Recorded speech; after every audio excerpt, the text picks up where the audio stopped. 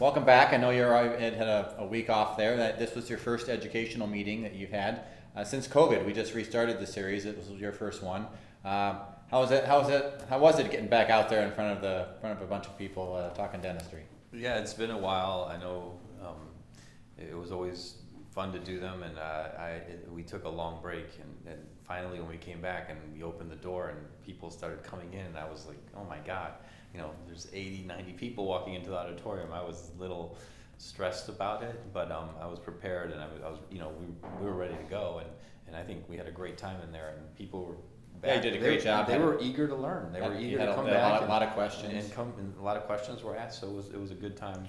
So this week our subject was study models and creating symmetry between teeth.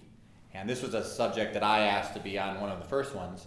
Quality control people working with our technicians. It's one of the top internal adjustments that we get is following study model. And a lot of it is just miscommunication. And sometimes it's a lot of miscommunication from our client. Many times we get a anterior case in, and they send a study model in the pan with no information. I mean, what do you do with that?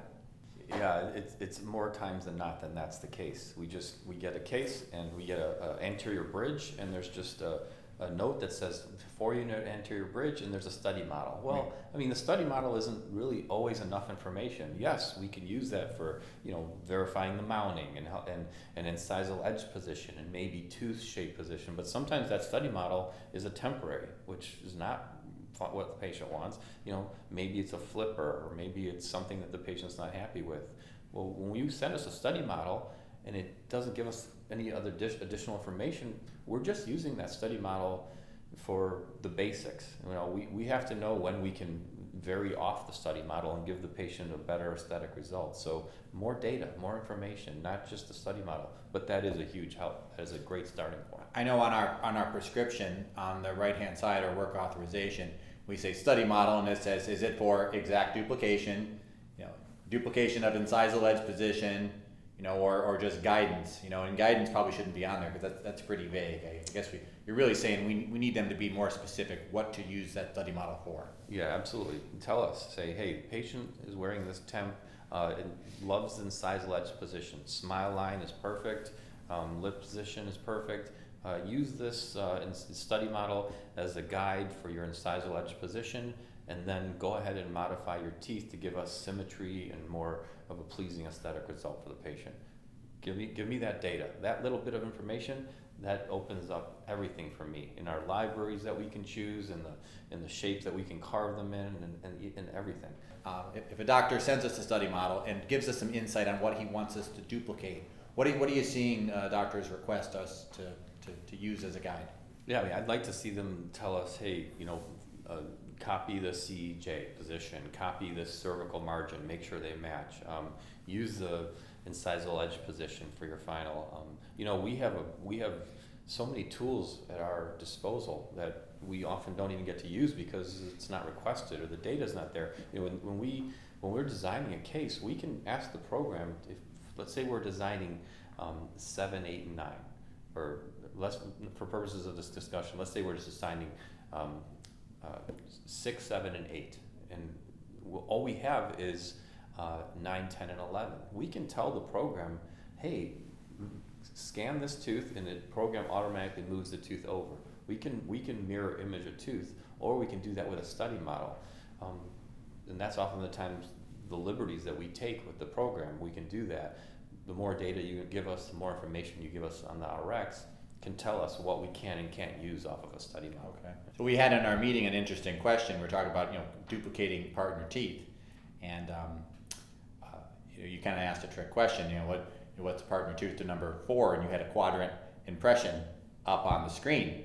And somebody said 5. Well, no, it's 13 on the other edge of the other half of the arch. But a lot of times the iOS scans we get in or the impressions don't show the partner teeth. So it's a challenge, to kind of fill up a profile. So you definitely would advocate getting the partner teeth in the impression. Yeah, absolutely. But we understand that the doctor can't always take a full arch impression on a single tooth like number 4.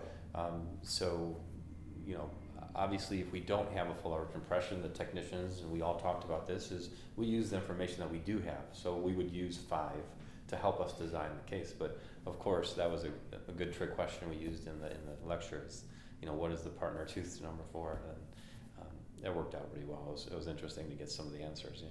So to conclude, Sam, going back to the initial question or situation where study model comes in the pan without any information. Now it's a 5-6 unit anterior case, and we have no information with the study model. What do you do? I mean, at some point you have to stop production. We have to stop and call the doctor and bother them and ask them questions that could have easily been addressed on the prescription or initially, but with some more information. So nobody wants to stop production of a case. We want to get it to you as fast as you can so you can get it into the patient's mouth. But unfortunately, we have to call you. We have to stop. We have to ask another person to call you and ask questions, and then relay that information back to us. So it can slow down a case, and believe me, we don't want to do that. We want the information up front. We would much rather have that right off the bat. Okay. Moral of the story is, if you're sending a study model, tell us why you're sending us a study model and what the patient likes or doesn't like about the attributes of the teeth, so we can do the best job and get that case to the patient satisfactory and get them super happy right away. Absolutely. So, thanks for the meeting today, Sam. Appreciate Thank you very much. To receive a copy of the Study Model and Creating Symmetry lecture, visit www.rodentallab.com/ROE Reviews.